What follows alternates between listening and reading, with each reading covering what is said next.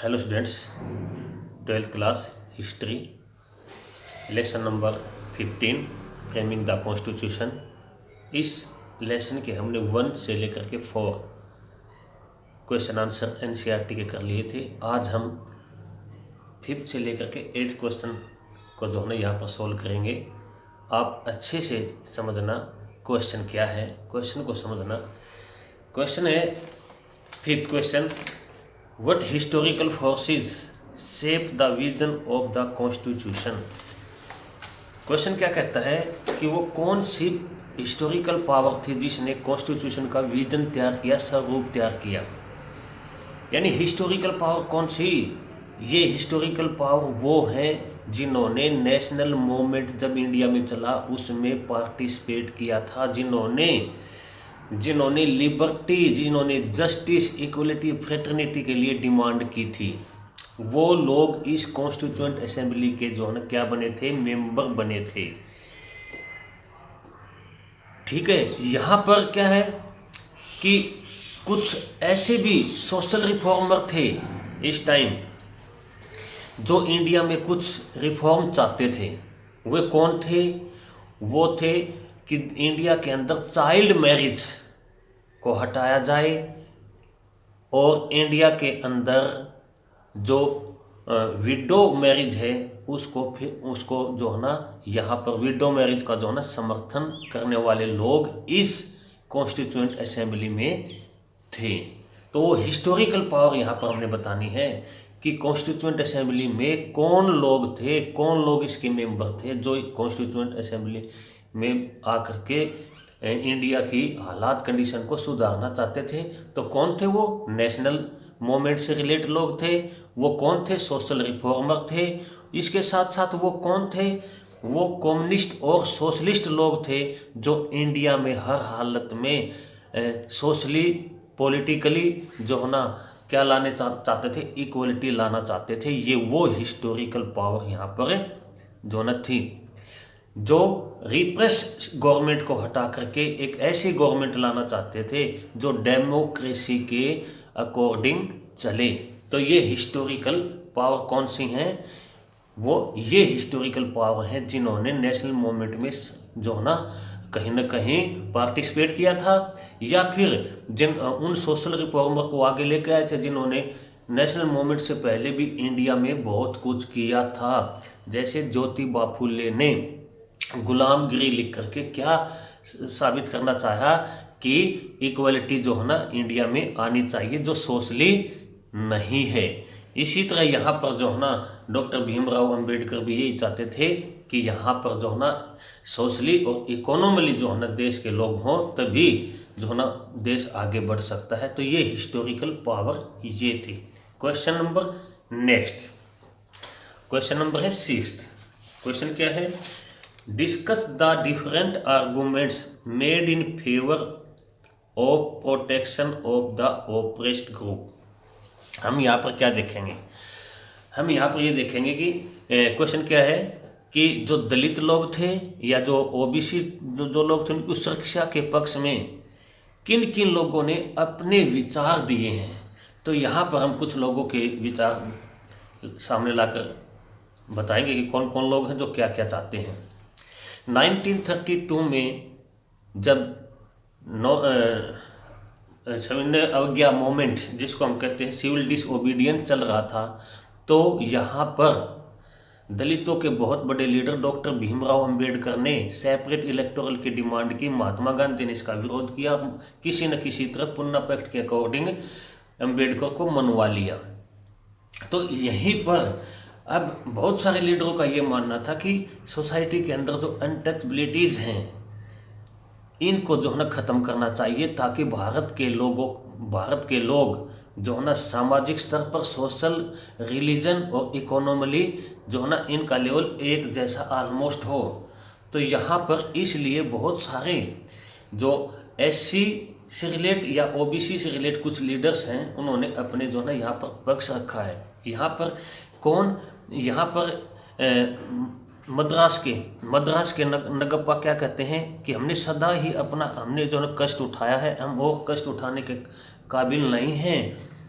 इसलिए हमें जो है ना हमें संविधान के अंदर वो सब राइट्स मिलने चाहिए। नगप्पा के साथ साथ एन.जी. रंगा ये कहते हैं कि हम जो है ना माइनॉरिटी में तो नहीं हैं, पर हमारे लोगों ने जो है ना एक लंबे टाइम से जो है ना एक स्ट्रगल किया है, ज़िंदगी जो है ना जी है। अब हम जो है ना कॉन्स्टिट्यूशन में कुछ अपना स्थान पाना चाहते हैं।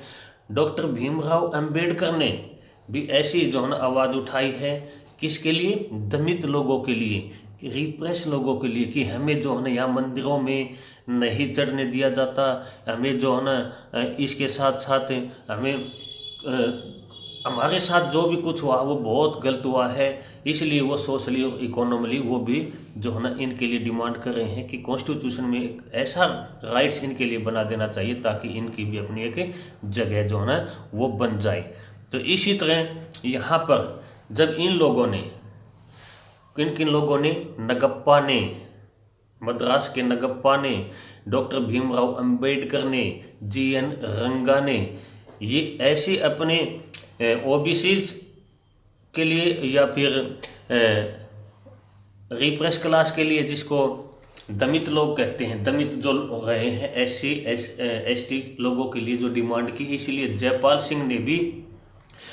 सिंह ने क्या कहा है कि हमारे जो लोग हैं, वो जो ट्राइब्स पीपल हैं, उनकी हालात यहाँ के ट्रेडर ने, बिजनेसमैन ने, लैंडलॉर्ड ने जो है ना वो बहुत बेकार कर दी है। इसलिए हम 6000 सालों से जो है ना उत्पीड़ित हैं। तो इन सब को देख करके कॉन्स्टिट्यूएंट असेंबली ने क्या किया है कि कॉन्स्टिट्यूएंट असेंबली ने जो है ना एक ऐसे राइट्स इनको दिए हैं कि अब ये टेम्पल मंदिरों में भी जा सकते हैं। अब ये जो है ना किसका अनटचबिलिटी का जो है एबॉलिश कर दिया गया है, और इनको SC और ST को और OBC क्लासेज को नेशनल असेंबली और स्टेट असेंबली में भी जगह देने की बात जो है ना कॉन्स्टिट्यूएंट असेंबली में कही गई थी। उन्होंने ये डिमांड रखी थी ताकि एक डेमोक्रेटिक कंट्री में लोगों की एक सोच बदले और सोसाइटी एक जैसी बने। Question number next, what connection did some of the members of the Constituent Assembly make between the political situation of the time and the need for a strong center? यहाँ पर क्या कहता है कि संविधान सभा के कुछ सदस्यों ने उस समय की जो राजनीतिक परिस्थितियां हैं और एक मजबूत केंद्र की सरकार की जरूरत के बीच क्या संबंध जो है ना देखा। यहाँ सबसे पहले हम किसको पढ़ेंगे, यानी ये बताना है कि सेंटर की गवर्नमेंट स्टेट गवर्नमेंट से पावरफुल होनी चाहिए। ऐसा किसने क्या कुछ कहा है? पंडित जो सबसे पहले कांग्रेस के लीडर पंडित जवाहरलाल नेहरू ने जो है ना कॉन्स्टिट्यूएंट असेंबली के जो प्रेसिडेंट थे डॉक्टर भीमराव अंबेडकर, उनको एक लेटर लिखा और लेटर में ये कहा है कि सेंटर गवर्नमेंट बहुत पावरफुल होनी चाहिए ताकि इंटरनेशनल लेवल पर वो अपना काम बहुत अच्छे से कर सके। बट यहाँ पर मद्रास के एक सदस्य हैं जिनका नाम है के संतनम क्या कहते हैं कि केंद्र को यदि हमने सेंट्रल गवर्नमेंट को यदि हमने पावरफुल बनाना है तो सेंट्रल गवर्नमेंट को कम से कम रिस्पॉन्सिबिलिटी देनी चाहिए। और पावर जो है जो फिलहाल डिवाइड की गई हैं, पावर जो बांटी गई है सेंट्रल स्टेट गवर्नमेंट में, इस हालात में सेंट्रल गवर्नमेंट अच्छे से काम नहीं कर पाएगी। बहुत सारे जो टैक्स से रिलेट हैं, इनकम के जो सोर्स हैं, वो स्टेट गवर्नमेंट को दे देने चाहिए ताकि वो अपने टाइम के अकॉर्डिंग अपनी जो है ना कॉलेज हैं, यूनिवर्सिटीज़ हैं, स्टेडियम हैं, सैनिटेशन से रिलेटेड मामले हैं, वो अपना बिना सेंटर की ओर देखे अपने आप जो है ना कर सकें। तो यहाँ पर हम क्या देख रहे हैं,